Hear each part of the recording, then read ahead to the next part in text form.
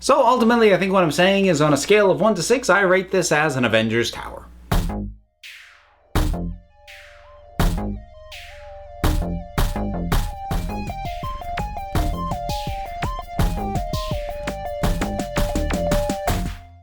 So one of those things that I just feel like talking about, don't really have an impetus for. It's not something I get asked about a ton, but every now and then it comes up, and I guess I kind of want to explain my philosophy, which is not that complicated, which means this will probably be a short video.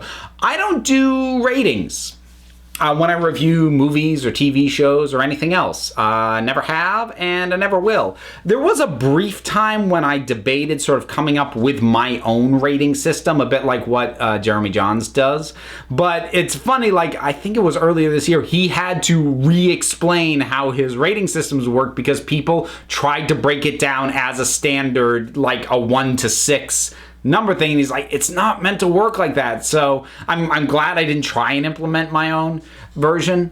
Ultimately, the main reason I don't give a rating is because, well, there's a number of reasons. The first is that maybe it's egotistical. I kind of want you to hear my actual thoughts on a thing. And if I had ratings, I know there would be a decent percentage of people who would just click to the last 30 seconds of the video, find out the rating, and never watch the rest of the review. And especially if it was a rating that they didn't agree with, either it was high on something they didn't like or low on something they did like, they would rant in the comments at me based solely off that number and with no regard for what I said. And actually, that's kind of a secondary thing. A big thing that I don't like about numbered ratings, or at least in terms of why I won't do them, is it removes all the nuance. So like a lot of stuff that I talk about here, whether it be on TV or movies or whatever, I tend to either like with a couple of nitpicks or dislike while recognizing some of the things that work. At least I don't think there's all that many times that I review something that it's either the best thing ever or the worst thing ever. And so trying to boil down that kind of nuance into nothing more than a number, first of all, honestly, it would just stress me out.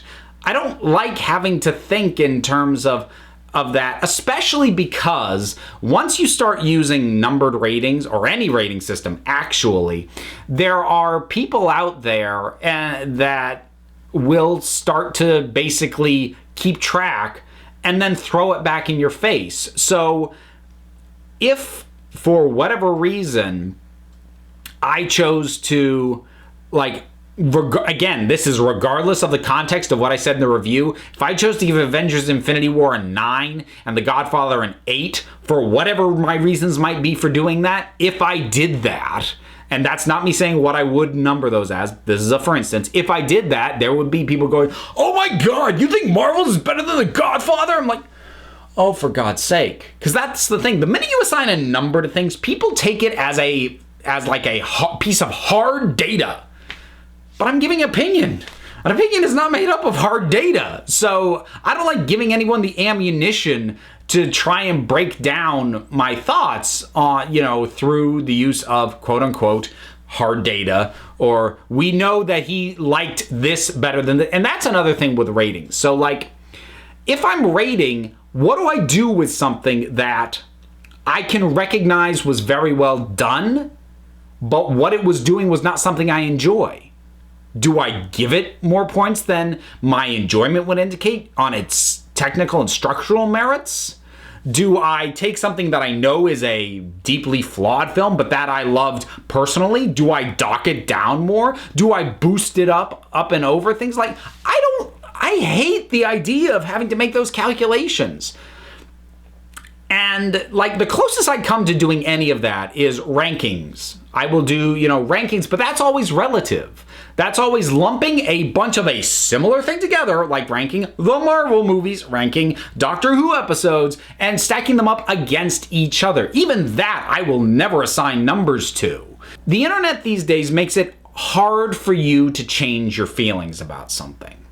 And if you assign a number to something, it's treated like it should be an immutable fact. So if at a later date, a movie, I talk about a movie that I gave, say, a really high rating to, and I talk about, the issues with it, I'm going to have that high rating thrown back in my face. Like, but before you said this. Whereas if I just stick to talking my opinion and not even assigning a rating to it, I feel like I get a little bit more leeway for those feelings and those opinions to change.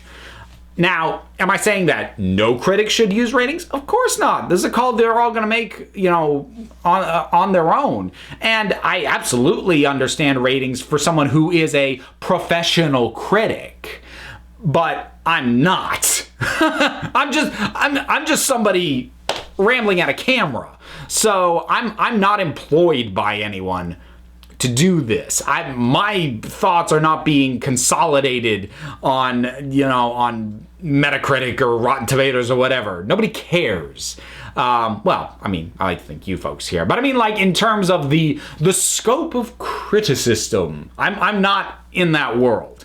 Now, if someone does consider themselves to be a legitimate critic, you could make an argument that they should be, because part of professional criticism is, for lack of a better term, sort of consumer advocacy. You are advising consumers that this is something that they should partake in or that they should avoid, and assigning a number to that does help with that element of professional criticism. But again, I'm lucky if I get to these things opening night. I'm not getting to pre-screenings, so I don't imagine there's a lot of people. Maybe there's a few, but I can't imagine that there's a lot of people who are waiting for my review before they decide whether or not they're going to go see something. And again, I suspect that number's so small that maybe they want to hear my whole thoughts on it. We'll see. But yeah, ratings are there. There have been various points over times where I've been asked, will you do this, will you do that? And I've said, no, I will never do that. And more often than not, I've ultimately perjured myself on that, because oftentimes, if it's about a certain topic, the mere asking, will you talk about this, gets me thinking about it, if it's something that I care about. I still get people asking me, will I ever review Sonic the Hedgehog anything? And the answer to that is it's just no. It's not my fandom. I don't have a dog in that race. I'm sorry. But, so aside from sort of those sort of situations, I have had a tendency in the past to say, no, I will never talk about this, and then ultimately end up doing it. Here, though, I'm drawing a hard line. I'm never going to do ratings, because for me and what I do and my approach to this, there's no benefit for me to do that. It's nothing but a hassle. It's stress for me to try and figure it out. Especially if I'm going to worry about the precedent of what other things I have or haven't given this rating or a higher or lower rating before, knowing that other people out there are keeping track. I never want to deal with that. That takes away enjoyment from me for doing this. So those are my reasons why I don't use a rating system. Not numbers, not grades, not one I made up. And I never will. So, rating systems. What are your thoughts on them? Do you have a preferred one? Do you like an A plus to F? Do you like a stars rating? Do you like the unique custom ones that some reviewers have come up with? Whatever your thoughts are, drop something down in the comments. Let's talk about it. Whole bunch of stuff you can do, because there's buttons and there's links, including a link to my Patreon if you're in a generous mood. If not, though, don't worry about it. There's other stuff that you can click on down there. Don't want to click on that? That's okay too. Because at the end of the day, you are the council. I'm just running the meetings. And until next time, this council is adjourned.